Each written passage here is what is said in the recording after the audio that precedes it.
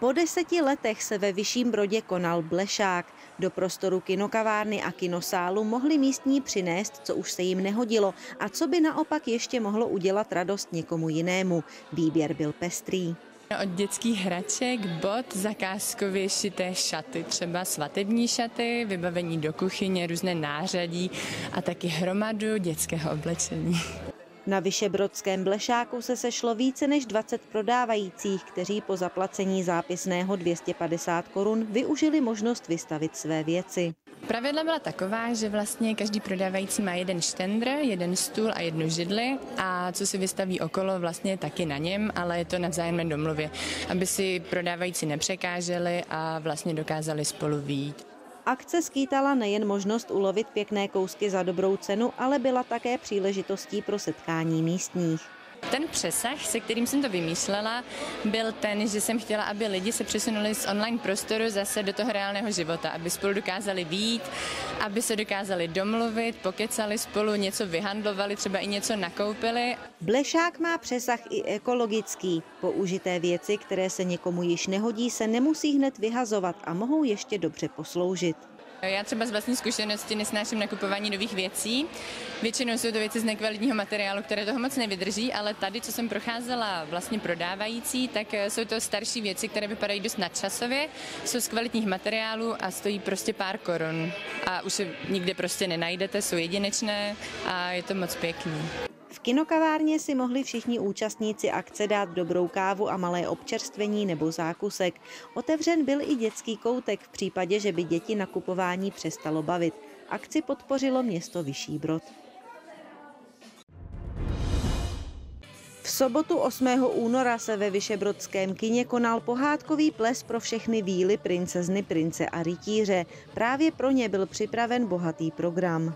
Je animační program, potom bude tady kouzelník a potom diskotéka pro děti a na závěr celé akce potom pustíme film pohádku nebo animovanou Pyšnou princeznu.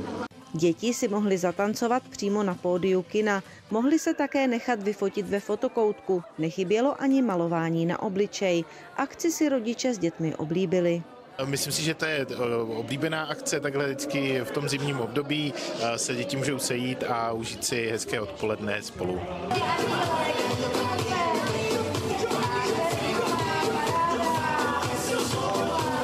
O zábavu se postaral mimo jiné i kouzelník, který vystupuje nejen pro děti, ale i pro dospělé. Pro každé publikum má připravená jiná kouzla. Včetně dětského smíchu umí vykouzlit skoro cokoliv. Děti chtějí hodně zapojit do akce, takže musí hodně křičet, ale zase dospěláci tam se musí věnovat jakoby spíš třeba čtení myšlenek a takový ty tajemný kouzla, to zase baví dospěláky. Takže pro každého něco jiného.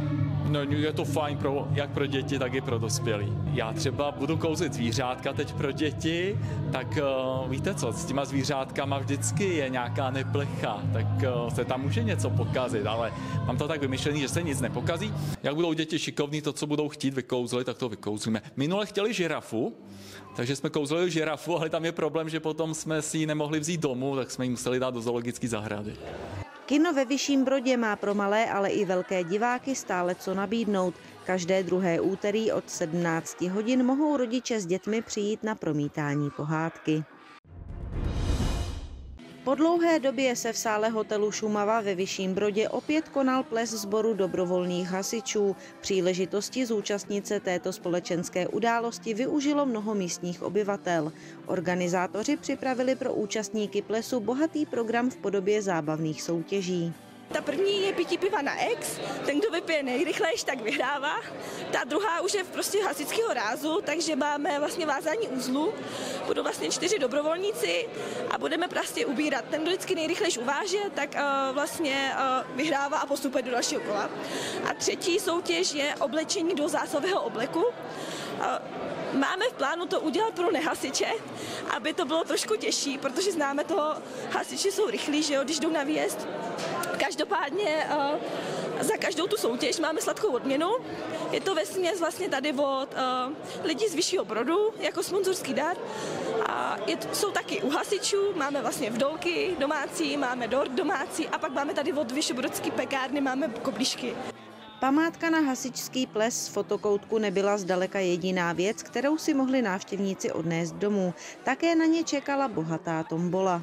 Máme 17 losovatelných cen, takový ty nejcennější, a jako hlavní cenu máme televizi, docela velkou, chytrou, pak máme automatický kávovar, divočáka,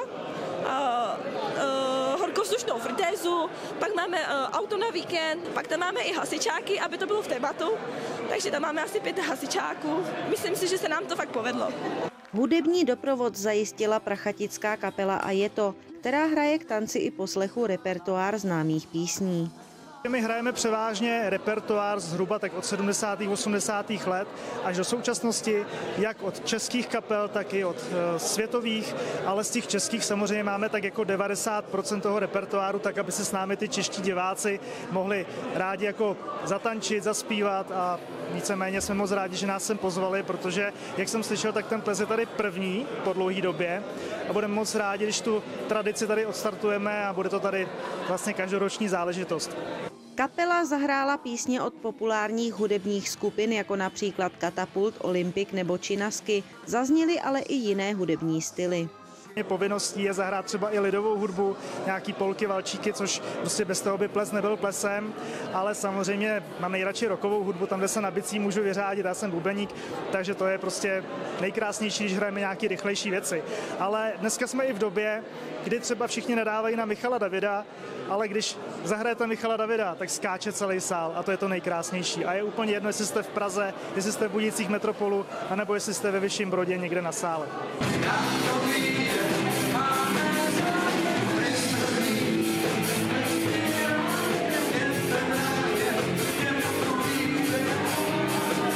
Hasičské plesy se ve Vyšším Brodě pořádaly až do doby před 6 lety pravidelně.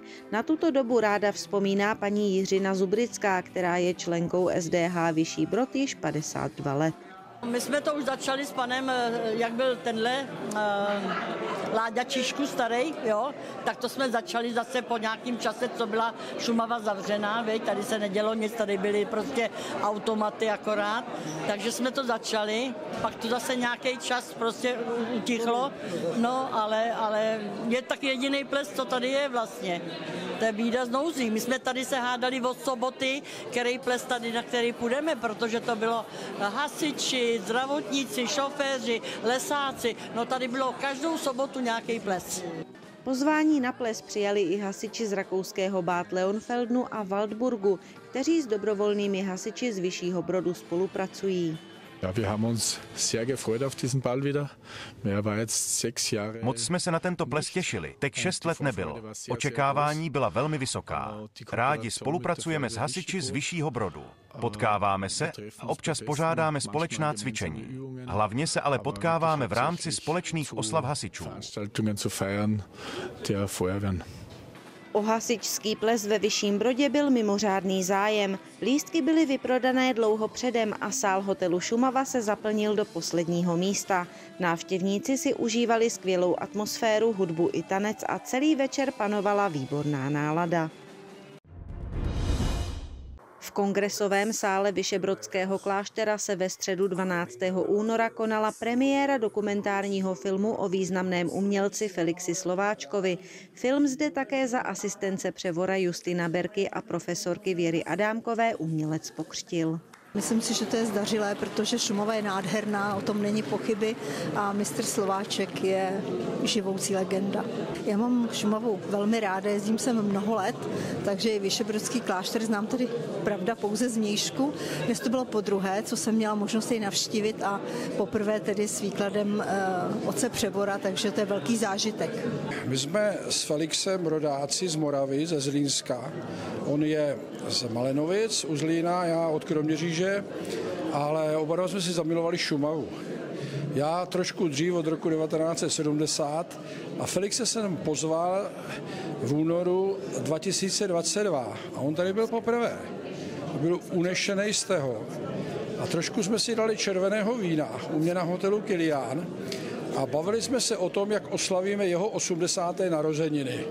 A tak mě napadlo, říkám Felixi, já o tobě nechám natočit dokumentární film, ale budeme ho točit tady. A on říká, no to je nádherný, to je magická Šumava.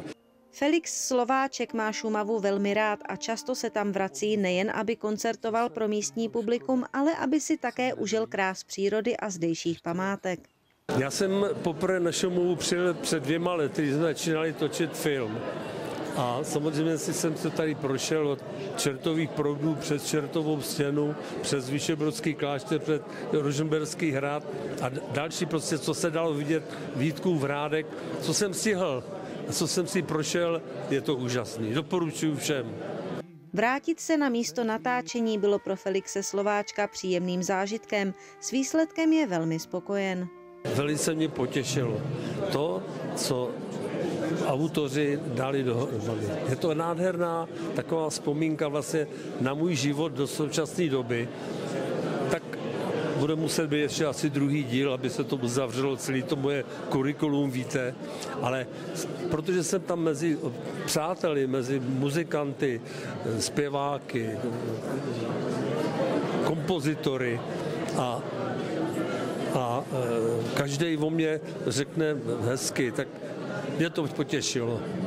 Vyšehradský klášter nebyl pro křest a premiéru filmu vybrán náhodou. Nejen, že zde bylo natočeno několik scén, ale tento večer byl také projevem úcty ke klášteru a jeho zaměstnancům. Zaměstnanci kláštera, který tady vybudovali od toho roku 1991, obnovili úžasnou památku a mě mrzí, že třeba v Praze nebo vůbec uvnitř republiky o tom málo kdo ví. A to je taky jeden důvod, proč jsme se rozhodli, že tu premiéru filmu uděláme tady, protože nemalá část toho filmu byla natočena v klášteře. Jsem rád, to víte, že jo. Má to souvislost s tím klášterem a letos je právě 150. výročí také, kdy Bedřich Smetana napsal Vltavu, že ano. My tam také půjčujeme nějaké artefakty, takže to je tak krásně symbolický, tomu to pasuje.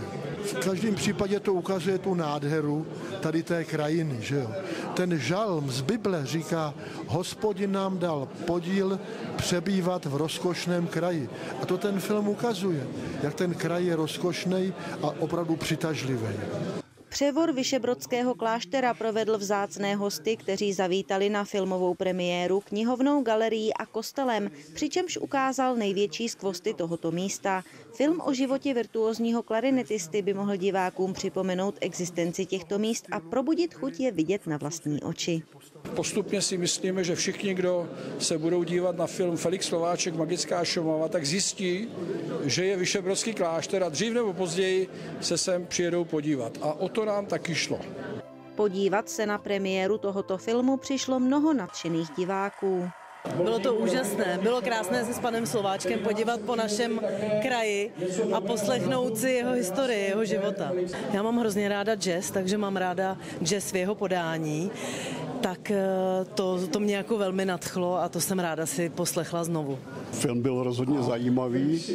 Bylo to taková perfektní životní zpověď pana Felixe Slováčka. Je to samozřejmě čest, že se tu natáčel ten film. Já doufám, že pan Slováček zjistil, jak jsme krásný kraj a že to nebylo jenom chvilkový, že se to bude opakovat a že tento kraj bude s láskou a příjemnou atmosférou navštěvovat dál. Po shlédnutí filmu mistr pro návštěvníky přichystal ukázku svého hudebního umění.